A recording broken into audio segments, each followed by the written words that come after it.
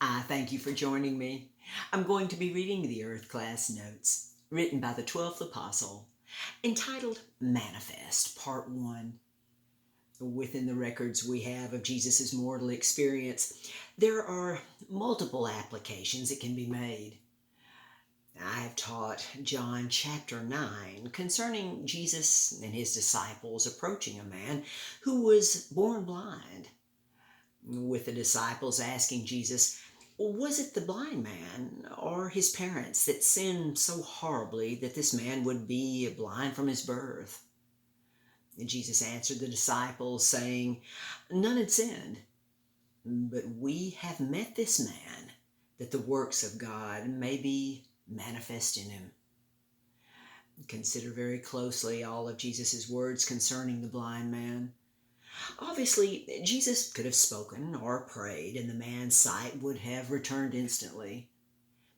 There was a purpose for Jesus taking dirt from the ground, spitting into it, forming clay, and placing it upon the blind man's eyes. Within Jesus' purpose, there are multiple applications that we can make. Consider Jesus' spittle. It contained his genetics and the judgment of water.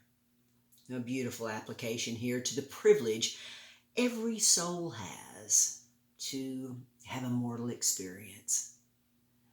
Everyone has the opportunity to witness for Jesus and his Father upon this earth, this very same earth that Jesus walked upon. Jesus instructing the blind man to go and wash the clay from his eyes with water, after which he gained his sight, has further applications. Foremost, the best way is to believe the truth of who Jesus truly is and Jesus' purpose to the fullest extent, which overrides any mortal limitations such as physical blindness. At the end of the chapter, Jesus found the former blind man who was cast out by the religious leaders, and Jesus asked him who he sought. Thereafter, the man who could see believed Jesus was the Son of God, as the truth of Jesus being the Son of God was there all along. The overall purpose of Jesus' healing the blind man's vision using water and earth was to not only open the souls of his disciples, but to do the same to all the souls he knew the former blind man would go to, making manifest that the Son of God was in their presence. There is even a prophetic application of making the truth known just before this age ends.